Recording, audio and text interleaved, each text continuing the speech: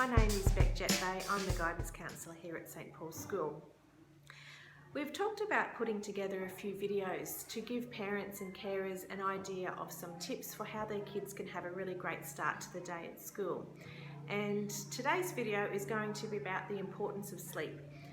So as you know, adults need around about 8 hours sleep a night, but kids actually need a lot more than that. And the current research, current recommendations are that 3 to 6 year olds need around about 10 to 12 hours sleep a night, and our 7 to 12 year olds, so like grade 2 to grade 6, need around about 10 to 11 hours sleep a night. So that might seem like a lot, but at school we're putting a lot of demands on our kids for them to be able to concentrate, be able to focus on what the teacher is saying. But we also need kids to be able to regulate their emotions throughout the day. So that just means if they're feeling a little bit sad or a little bit frustrated, that they can manage that in a way so that they're not losing their temper or saying things that are going to get them into trouble. So you all know with your kids at home that when they are tired, they get grumpy, they can throw tantrums, they can become a bit more irrational. And that's the sort of thing that we're really trying hard to avoid at school so that kids can have the best day possible. Okay. So if we look at kids needing around about, most of our kids, say grade 2 to 6, needing 10 to 11 hours sleep a night, might be easiest to work out what time do you need your family to wake up in the morning, and that way we can work backwards. So just say in your family you live pretty close to school and you can get the kids up at 7 o'clock in the morning.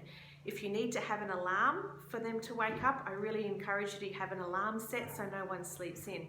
So if we look at, if you are waking up at 7 o'clock in the morning, if you go backwards from that, 10 and a half hours, we really want kids asleep by 8:30 at night. So that doesn't mean them getting into bed at 8:30 at night, we want them asleep by 8:30 at night. And that sort of leads into my next little tip, which might be to try and aim for them to be in bed half an hour before that. So get them into bed by 8 o'clock at the absolute latest. Even earlier would be great. And that gives you some time for some tuck-in time with your kids. And the advantage of that is, gives you a chance to listen to them read to you at night, or you can read them a story. My kids would always talk to me about their day at the end of the day. So I don't know if your kids are the same, but if they've got some worries, if something really great has happened at school, that might be the time that they talk to you. So it's just a really nice time at the end of the day where you can tuck your kids in, have that time where you can listen about their day, but it's nice and calm, and then they've got about another 10 to 15 minutes just to drop off to sleep nice and calm without all the chaos. So by that time, if you're wanting them in bed by 8, they've brushed their teeth, they've got their jammies on, and they're just ready to sleep.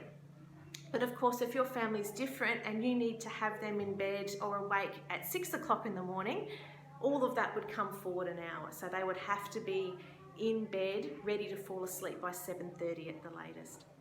One more final tip that I'd like just to mention is the importance of kids being off their screens at least an hour and a half before bedtime. So the blue light that is emitted from your iPhone, iPad, laptop, that sort of thing, it affects the release of the melatonin in the brain, which is a natural chemical that your brain creates to help you get off to sleep. So it might just be easy to say after dinner, there's no more screens, and all of those things will help. So just to recap, if you can have your kids having between 10 to 12 hours sleep, depending on their age and depending on your child, every night, come up with a routine that works for your family so that they can have that at least a half-hour tuck-in time where everything is calm, you can do some reading, and just to reduce the amount of screen time. All of those things will help your kids to have a really great start to the day. As always, if you've got any questions or you'd like to talk to me about your family situation or any help with that, I'm more than happy to have a chat with you. I'm at St Paul's School on Tuesday, Wednesday, Thursday, and I'd love to hear from you. All the best.